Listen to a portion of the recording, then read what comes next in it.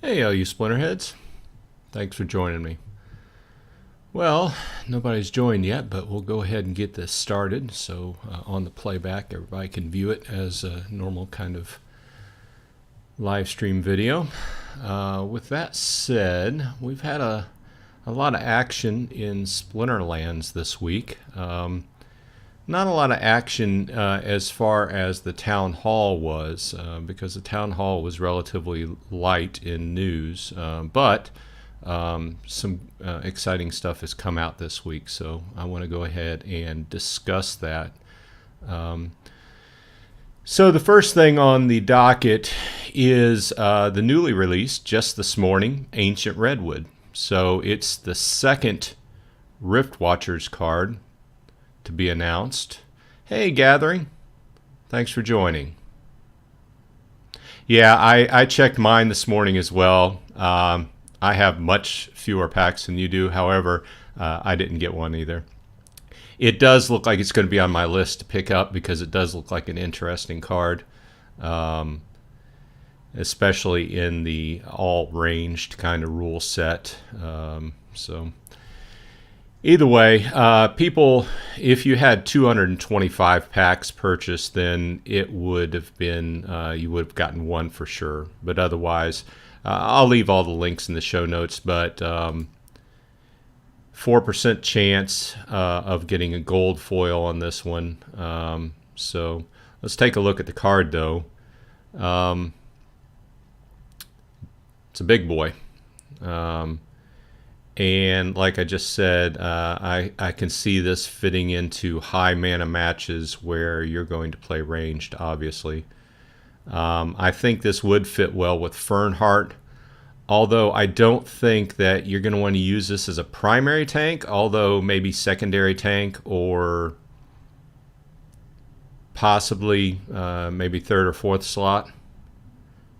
Yeah, definitely. So Gathering just said definitely a taunt killer. Yeah, with the powers that it picks up. But right off the bat, I think it's going to be a good card. Obviously, you're not going to play this in low mana matches. And I'm also trying to think, this may work into Splinterforge as well, though, but I have to think about that further.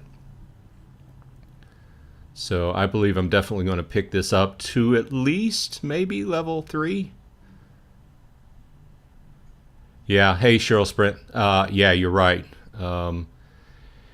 Coral Lurker has, since it came out, really, it really went up in price because it's a really popular card, and this would be an anti-Coral Lurker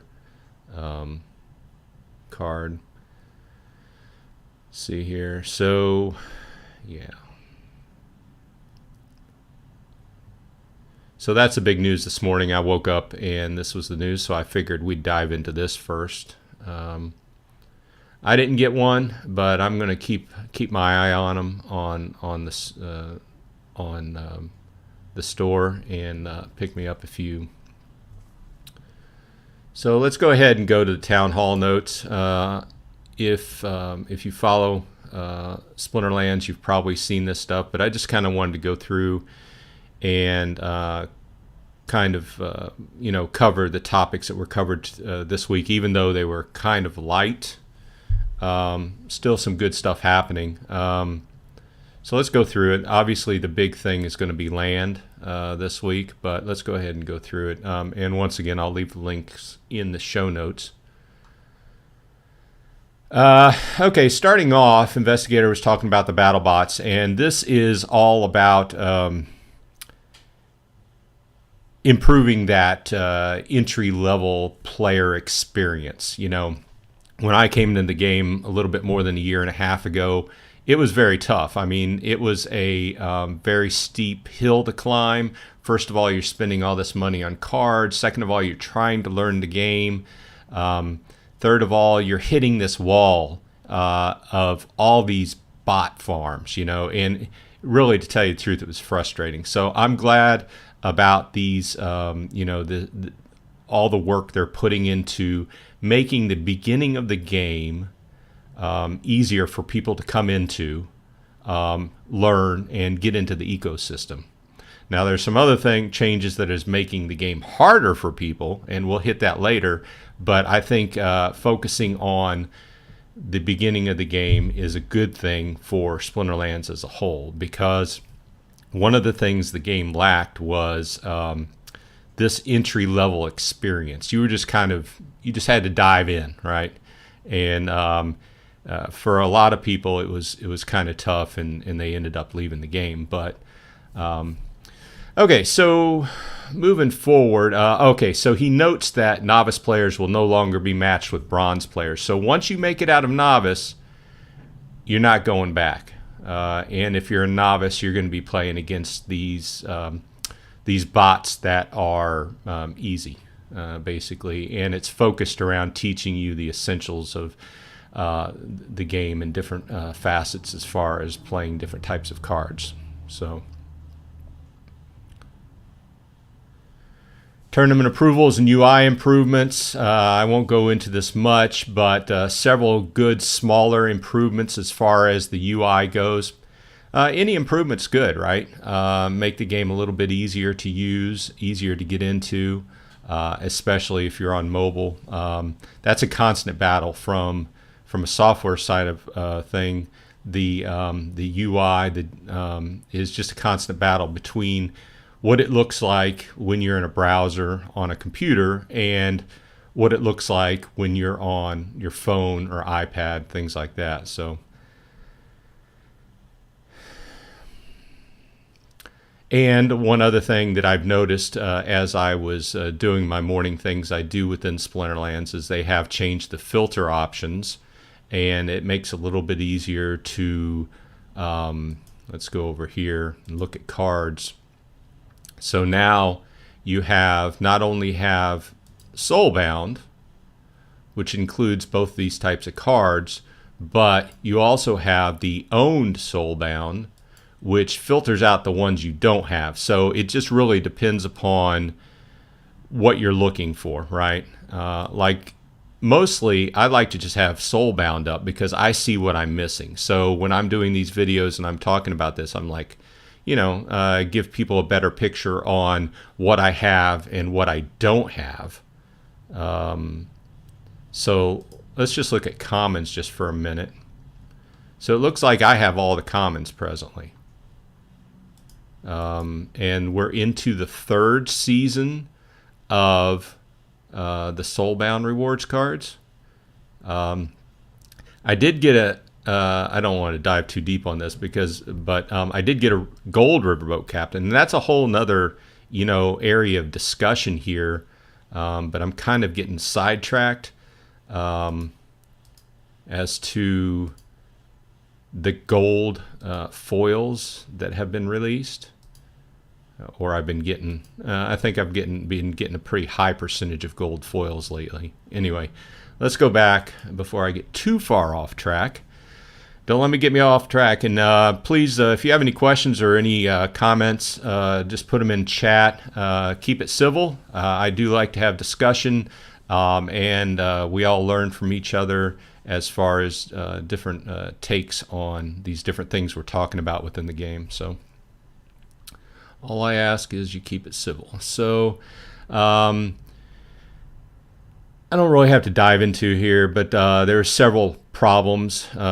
With an ongoing game like this, and they're using the agile method now. Agile method is basically, I'm not going to sum it up, but things come up, prioritize, fix them. So that's what they're doing. There's always going to be issues in a live game like this, so that's what they're doing here. Won't have to dig into that. Although I will bring up one issue that I found. And it's not really game related, but it is, because here this week they had announced about the new promo card coming out, and I wanted to go in and I wanted to buy some more Splinter Shards. I'm not a huge investor. You can see here I've got 8,700 SPS. Most of that has been earned over the years of just keeping staked and things like that. keeping SPS staked, rolling them over, winning battles in games and such like that. So I wanted to buy some. And my normal method is to use the Get SPS, and when you click on that button, it's going to bring up the Transact, so you can buy fiat currency, buy DEC or SPS with fiat currency. But now Transact has decided not to support SPS or DEC. I don't know if this is a temporary thing. I don't know if it has anything to do with the with actually Splinterlands, or whether it's just Transact pulling off support for those two particular coins. But what it has done is it's made it harder for people to buy SPS or DEC. And yes, I know, I'm familiar with the standard way of buying cryptocurrency, transferring it through Hive Engine and such. But it's always been my long-standing belief that for this game to really take off, they have to make it easier for people to get into the game, right? And there's so many hoops to jump through to buy SPS or DEC and transfer it into the game that I was happy when this Transact, and for when the Transact bridge came up, and I only got to use it once, so I don't really know how long it was up. But I'm like, yes, finally I can buy some SPS or some DEC rather easily. And to tell you the truth, what I was doing was last week I had bought some SPS and I sold it on Hive and bought some Forge because I was buying some gear for my Splinterforge character, right? Well, I went back to buy some more SPS to stake to be able to get another couple of those new promo cards, and I couldn't. So, okay, back to the town hall notes. Words from Aggie. Aggie is definitely the chief FOMO officer. He is always on about spending more money, put more money into Splinterlands, and I understand that. I just kind of, yeah. Anyway, he goes into some details, and they did release. This is a few days ago, but they went ahead and they released the white paper on the land yesterday afternoon, and I started digging into it because, and I will flash it up here. Let's see here. Here we go. And yes, I know it's white. I couldn't readily figure out how to get this in dark mode, but I started reading it this morning, and then I quickly understood that this is going to require a whole video in and of itself. The whole land topic is just, it's really grown. I'm just reading what Gathering has to say. We'll need so much DEC for land, but you don't need max cards for land. The lower level BCX will require lower amounts of DEC. Yes, I started reading through this, and I haven't made it all the way through the white paper. However, it's quickly become apparent that it's going to take a lot of DEC between the DEC you use to buy the starter packages, the money or DEC or whatever you use to buy cards to stake on the land, and the actual DEC you stake. And once again, I'm going to do a separate video on this, and I'm sure most of the YouTubers are going to do a video on this because there's a lot to this. This is a topic that started out rather innocuous. Back in the day, hey, buy some land. It's going to be a new feature of the game, this and that. And Gathering mentions that he's going to do a video on this. Yeah, so pay attention to Gathering's channel as well. He's going to put out some pointers on after he goes through it like I'm going to go through it and look through it. As far as what you're going to need to spend, best way to go about it. It just seems, I really love the idea of land it started. In fact, it's grown as they've fleshed out the idea. It's really grown into an animal in and of itself. In other words, you've got one part of the game, which is Splinterlands, and you've got the other part of the game, which is going to be land within Splinterlands. Hey, Weird Mix, welcome to the stream. We're talking Splinterlands today, and possibly some Splinterforge if we get into that. And currently, we're talking about land. Like I said, I really think with all this information coming out that you could come into Splinterlands now and just say, I want to play the land game. Yeah, so that's a good point. Yeah, I started reading through this and I got the same idea that it's just going to take time to clear, harvest grain, and there's so many different aspects to this, but a lot of it resolves around, and kind of one of my sticking points is I really think they're trying to save DEC with land. So they had this good idea with land, and I think it's still a good idea, but I think there's so many points here which they're trying to air quotes, save DEC by staking and burning of DEC on land that I don't know. So that's kind of a side topic, right? But so I went in small. I have 3 plots of land, right?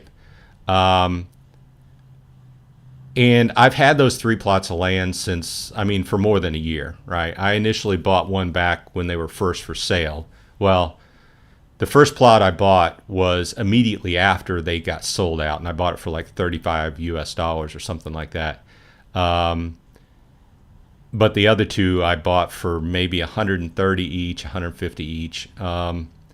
So what I'm scared of is the fact that if they blow this so far out of proportion that people stop being interested in land, okay?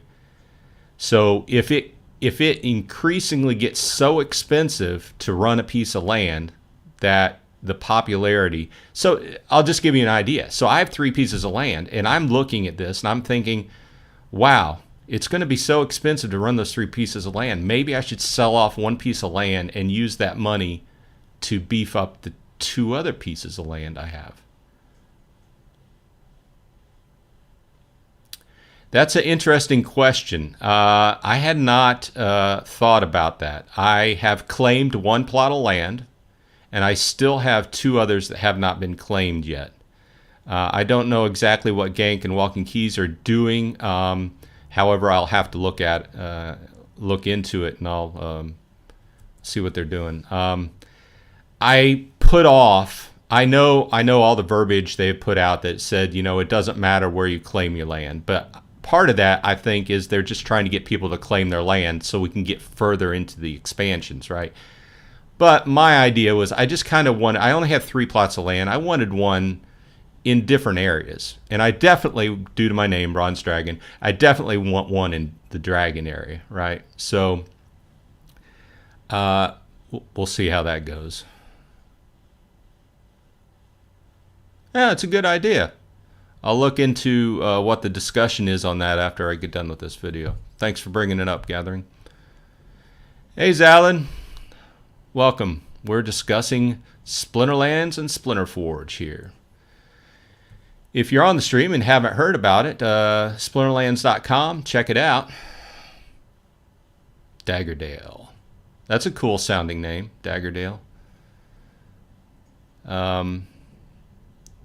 So I like the idea of land as a whole, but I think my whole point is, getting back to what my point was, that I think you could come into the game and really not even play and just invest in the cards and the land, and it's like a whole separate game in and of itself, right? And they're still fleshing that part out. And a lot of us have watched the town halls over the last year and a half as we've been trickled out this information. And It's just slow, you know, they've slowly been working on it, and we've been getting more information. And it just seems like every bit of information and every progress they make, it's just costing more and more and more to run a piece of land, right? So I'm not going in depth about this. Obviously, in the future, I'll have to dig into this and do another video on it. And Gathering said he's going to do a video on it as well. But we have the key investment. You know, you're going to have to buy. I guess you don't have to buy a starter package, but most people are probably going to buy a starter package. You're going to have 5 cards to stake on the land, to work, quote unquote, work the land. And by all accounts, the higher level, the rarer, and if they're gold foil, will make your land produce more. So you're going to have some high-level cards or maxed-out level cards if you want the land to produce well, which are going to be expensive. Plus, you're going to have to, as well as Gathering said earlier, you're going to have to stake a certain amount of DEC, and we're actually right on that page right now. The amount of DEC that is necessary to be staked in order to power the worker cards will be 10,000 per max level card. So that tells me if you have 5 max level cards on the land, that's 50,000 DEC to stake. Okay. And obviously it goes on to say that if you're using lower level cards, you're going to be staking less, but it's still a significant investment. And anybody who's watched my videos know that I'm not a whale. You know, I like to get deals. I like to kind of, and I hate to even say make money on my investment, because this isn't really an investment. And I'm far from being an investment advisor. But I try to make I try to not spend as much money as I had in the past. Just reading what Gathering has to say. The building one is a must-have, I think. The other 2 are up to you. I want to know if you have to use the building upgrade right away, or you can save it for more expensive building later. That's a good question, and I agree with you. Out of the 3 packages, the building one is the one I'm going with. I know that one of the other packages, let's click over since we're talking about that. So what we're talking about is this building in a box, and basically this allows you to get up and running on your land without having to go through the harvesting period and the creation period of the actual building on your land. Okay. It also includes, and this is going to be very important, especially if you don't have a Rooney, which I don't, and I'm not getting a Rooney because I refuse to invest anything on the Ethereum blockchain, because every time I have it in past, it's just ended up in this huge fees left and right. Sorry, side rant. Either way, with this package, you also get a power source, which is going to be needed. And the reason I mentioned Roonies is the fact that if you happen to have a Rooney and you use it to work your land, then it has a self-contained power source. So, but this package gets you up and running quickly. The second one, they changed from initially what they had said, and now it's time crystals. And this, they said, can be transferred until it's used. And I'm sure the exact uses of this will become more readily apparent once we get into it. And the unstable totem. The unstable totem doesn't really interest me because I have 3 common totems already. And depending upon how it goes, I may upgrade those to rares. My whole thought process was I wanted at least a common totem to throw on each land. And for those who haven't been following land, the totems were released at the beginning through the pre-sale, and you could buy them on the secondary market, and they come in all the different varieties of rarity. But you put a totem on your land, and it increases the what that land makes. And obviously, that's all been very fuzzy as far as exactly what it does, because they're still working it out. Everything's still in beta, right? So, Let's go back to staking cards since we were talking. Here we go. Staking DEC, not cards. So I think we can safely say that it's going to, land just continues to get more expensive. And I would hate to extrapolate that out and see kind of what people who have bought the large sections of land are going to have to pay. I'm just a guy who has 3 plots, and this has become incredibly expensive just for me. So I'm really interested in seeing, you know, how this progresses. But they have made a lot of progress on this over the last couple months since the big changes in the fall. So I will leave that link in the show notes too. There's going to be a lot of links in my show notes, but you can hit them up because a lot of this stuff, I suggest that you read all the details before you go spending money, because you want to know what you're putting your money down on. And that was called The Secret of Praetoria, which is the release the notes of phase 1.5 and 2.0. 1.5 is due later this quarter, at the end of the first quarter, or stretching into the second quarter. Brawlhalla with Weirdbeard, he talks about I'm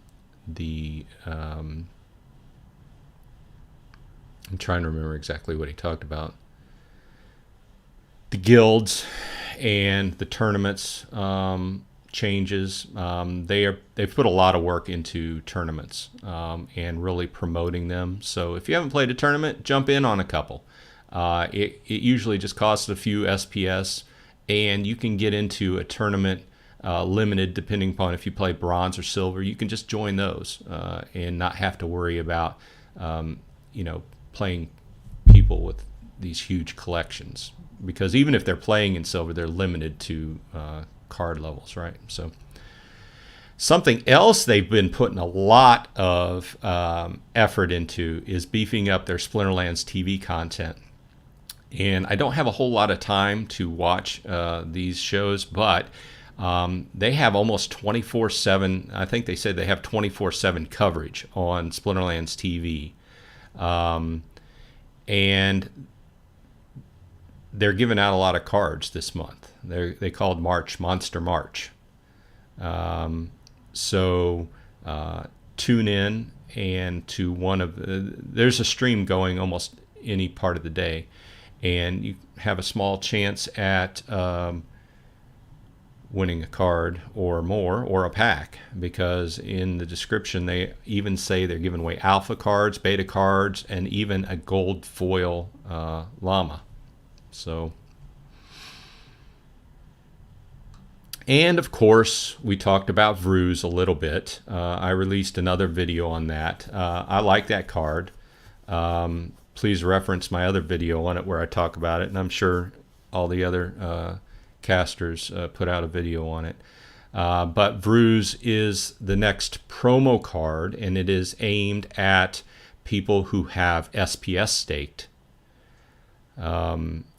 And they came out with the details, and also this is the art section of the page, but you can see them. I mean, you can go get 12 Vruz. I am going to get, I was trying to get up to the next level, but I'll get 8 probably. But I will want to level that one up. So I'm going to want at least a level 6, if not level 8 Vruz. I think it's going to be a good card. I think not only from the Splinterlands side, but from the Splinterforge side. So he is going to be a quick card, and with his powers, he's going to fit in those low mana matches really well. So if you want details, go ahead and reference my other video on that that I put out earlier in the week. But I think he's going to be more expensive because it takes, you know, the other promo cards took varying things to be able to get 1 BCX, right? In this case, you're going to have 1,000 SPS staked per BCX. So what that means is even people who have a lot of SPS staked will only still get a few. So say for instance you had 100,000 SPS stake, you would still only get 100 copies, or theoretically you could get 100 copies, because you're also going to have to use 100 vouchers, which I guess if you have 100,000 SPS stake, you probably have 100 vouchers available. But that's just a secondary cost for buying the card. That's not even a max level Vruz, or, it's a common, so I believe it takes 400.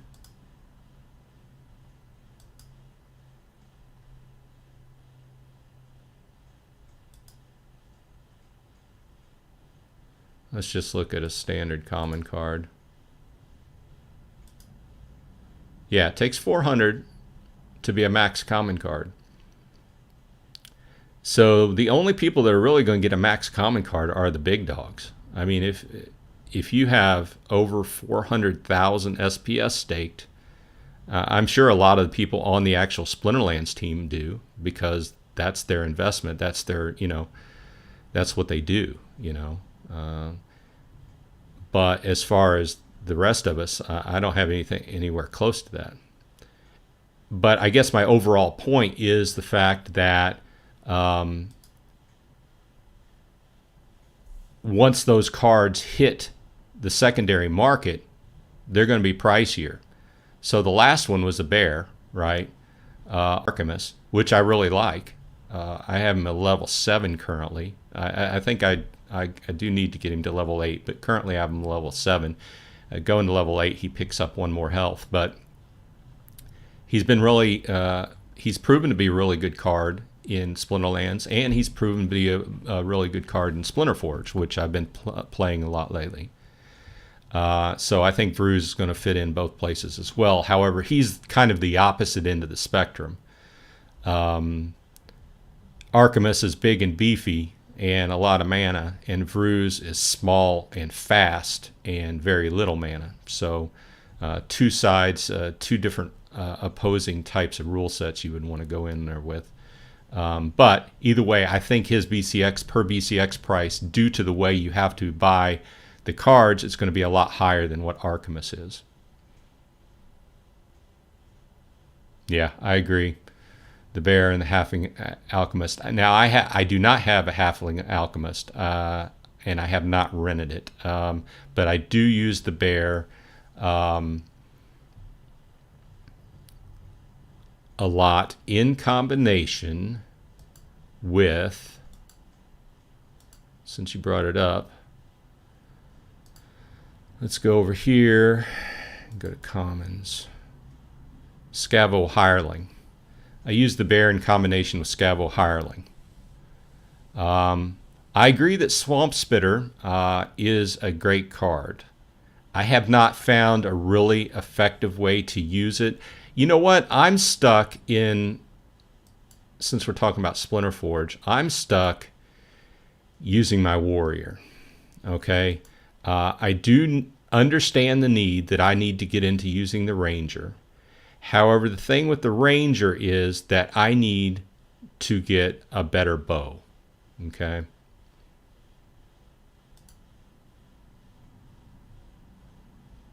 And the price of bows is pretty pricey. Currently I'm focusing on boots, as I think a lot of people are, because we can take a look at, do I still have the page up? I do not have the page up. But boots are pretty pricey, right? So each BCX of boots is, or each, I need 3 more to raise my boots up to the next level. So I'm currently on level 2 with my agile boots. If you're unfamiliar, we've kind of taken a sidetrack here, but that's okay. If you're unfamiliar with Splinterforge and you're used to playing Splinterlands, just a quick note, you can play Splinterforge and use your Splinterlands cards in Splinterforge, but you are going to really need to buy some equipment for your character, and you have 3 types of characters. And to kind of sum it up, speed is a lot of the game. So the faster you can make your character, the better. And in this case, the main thing that affects your speed, other than having a ring, is the boot level. And I currently have my boots at level 2. I need to get them level 3, so I need 3 more BCX. And to tell you the truth, that's only going to add 1 more speed, but any extra speed is helpful. So Gathering goes on to say that he uses Kraken, Swamp Spitter, Jin Renova, Crystal Smith, Scabble Halfling, Ooze with Kelia and Ilthane. I'll have to try that out, see how it goes, because I have all those. However, let's take a look at what level my Swamp Spitter is at.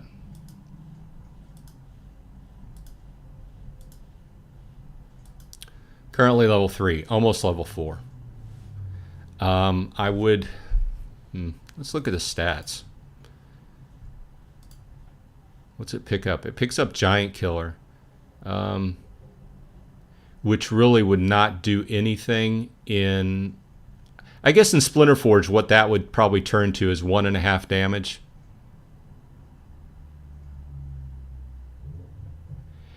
Yes, I've started using the marketplace. Obviously, before the marketplace came out, Gathering asks how I buy my stuff for Splinterforge. Yeah, I started using the marketplace on Splex. Obviously, before it came out, we were relegated to, just doing person-to-person trades, and that went okay for me because I bought some stuff person-to-person, and everybody was very good about it, and I didn't lose any money. However, recently, just a few days ago, my brother ended up losing some money in a bad trade. So I would encourage everyone, if you're going to buy things on the buy things in Splinterforge, to use the Splex marketplace. And if you're unfamiliar with that, I can pull this up. Caps lock is on for some reason. So if you go to the splex.gg page, you can come up here to the left under Market and go to the Splinterforge Market. And here is where you can buy items for Splinterforge. I'm a bit parched.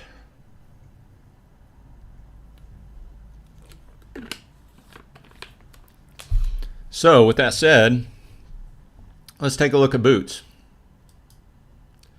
You can see that the Elite Agile boots,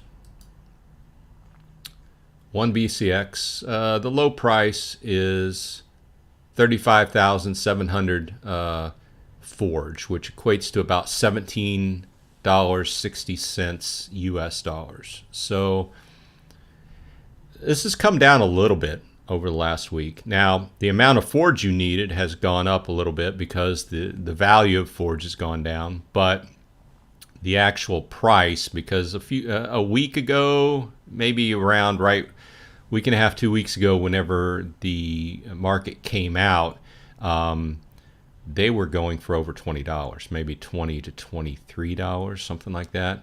I remember buying 1 BCX of boots for like 40K Forge, so yeah. So yeah, boiling this down, if you're going to buy stuff, I would encourage you to use the marketplace, buy or sell, versus doing peer-to-peer, because obviously you can get burned peer-to-peer.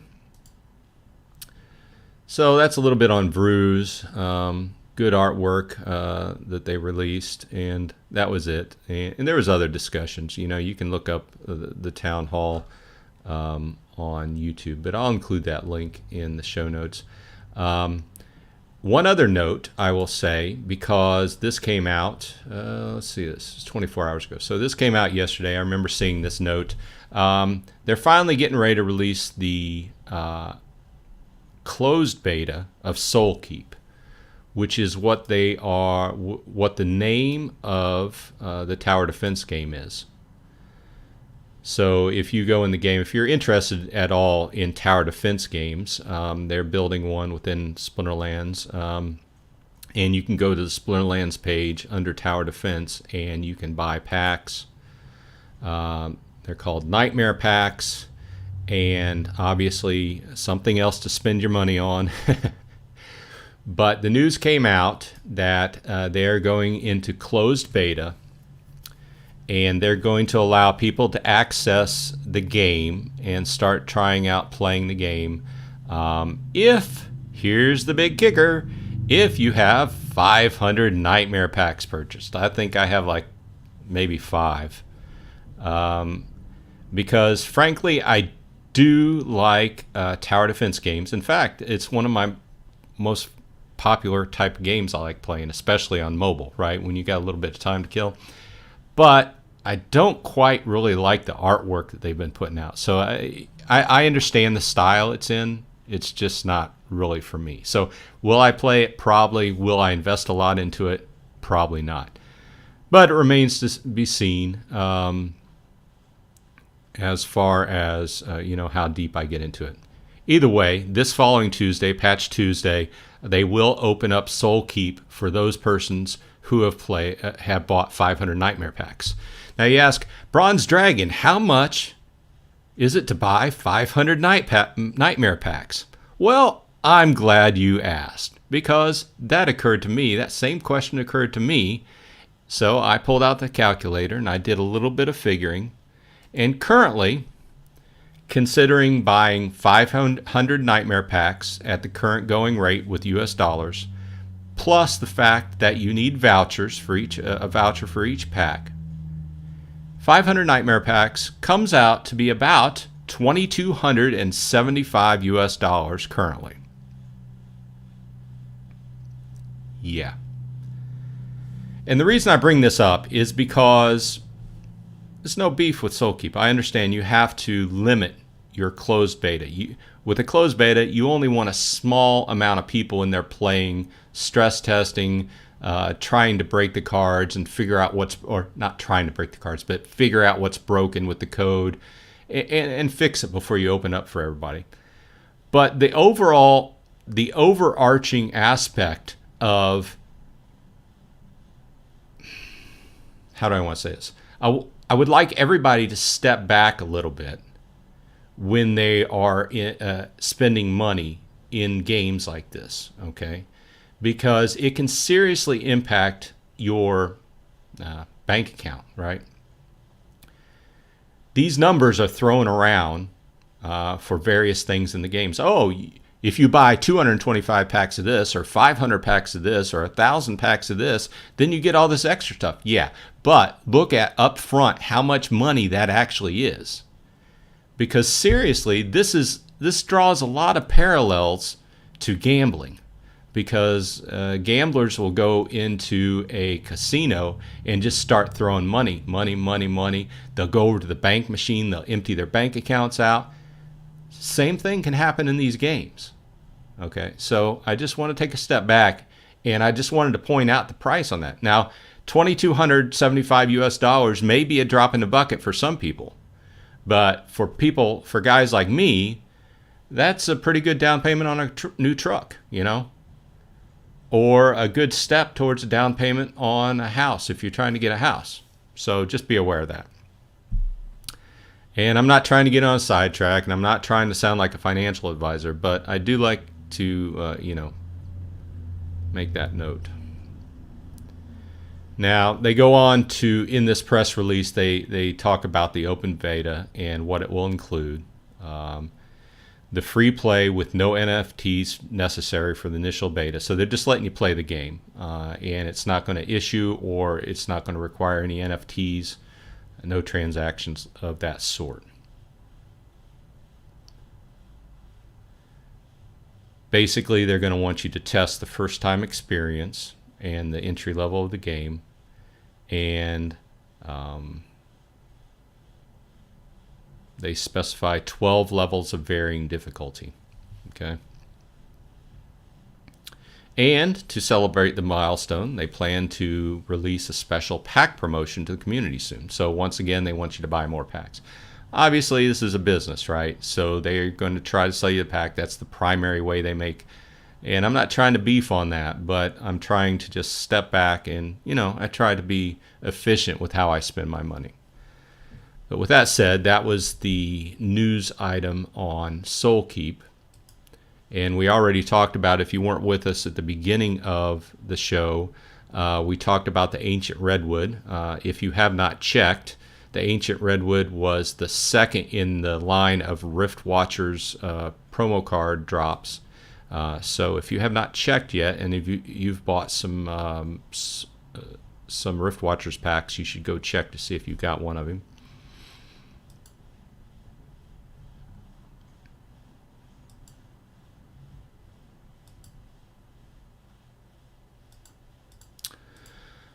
Okay, with that said, let's just take a look at how I've been doing this week and what I have been doing. I want to go over to Peak Monsters. This is my main account.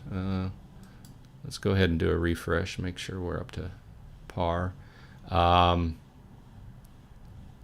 If you're interested, I did welcome Nitniel. Thanks for jumping in. Yeah, you're right. It is easier to lose track of what you're spending. And that was my whole point on that kind of side rant there. So this week, we'll just kind of spin through this quickly. But like I was saying earlier, I believe that I've been getting a pretty high percentage of gold. And this is just gold foils in relation to the rewards cards.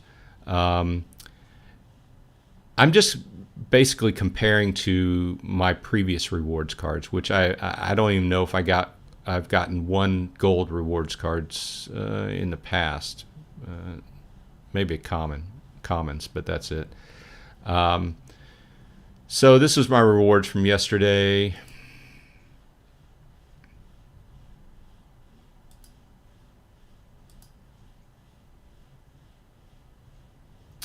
I did buy and sell a few cards to make DEC to convert into SPS to stake a little bit more. That's what all that is. Swamp Spitter, I'm still trying to make level 4 on Swamp Spitter. This was a nice day for me. 2 Riverboat Captain's Gold. Let's go ahead and go into that. That's a little bit more interesting than spinning through this. I wanted to discuss, we've got about 10-12 minutes left. If anybody has something they want to discuss, go ahead and bring it up now so we can hit it before the end of the stream at noon. But I wanted to discuss the rate of gold drops, gold foil drops, and see what you think.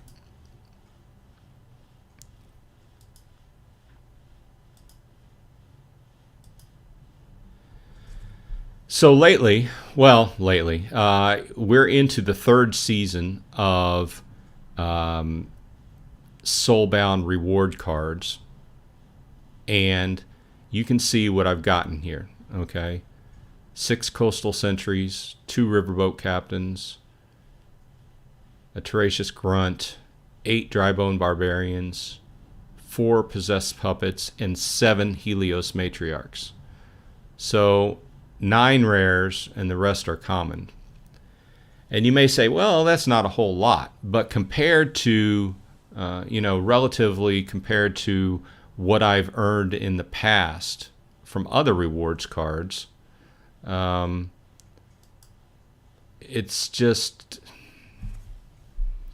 a very high percentage.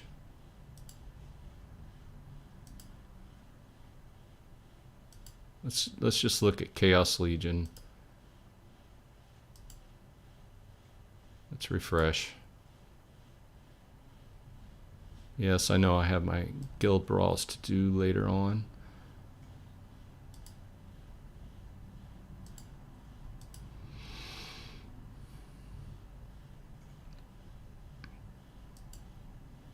Oh, I know. I've got all my gold cards on another account, so I put those on my secondary account, which is playing in silver currently. So I can't really compare. Anyway, my main point is I think that one of the big discussion points over the last few weeks is people considering the rate of the drop rate of the new rewards cards, and I think that it was heavily modified after the first few days, because I think the first few days did see a huge spike in the amount. I think they just had the number in the formula wrong, so they had to go in and kind of decrease it a little bit. But I think they've got it right. I just think that maybe I don't know. What do you think? Are you getting a lot of gold cards for everybody that's on? But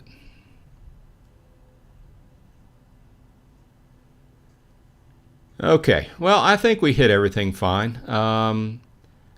I want to say thanks for dropping by. I do intend on doing this every Saturday morning. I would appreciate it if you dropped a like and subscribed if you're enjoying this kind of content.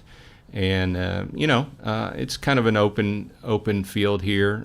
If you want to join and talk about one of the Splinterlands or Splinterforge pieces of content during the week, drop by. And also, quick plug, I do have, if you're interested in Diablo 4, I do have a live stream going later this afternoon at 4 p.m. Eastern Daylight Time, where I have the early access weekend going. So Gathering says, I'm only getting 20% drop rate in bronze, no gold cards yet. Well, thanks for dropping by, Gathering. I always make sure and check out your videos. So everybody on the stream, please check out Gathering's videos. He's always up to date and has some good content. With that said, I will talk to you all later, and I hope you all are happy and healthy, and I will see you on the flip side.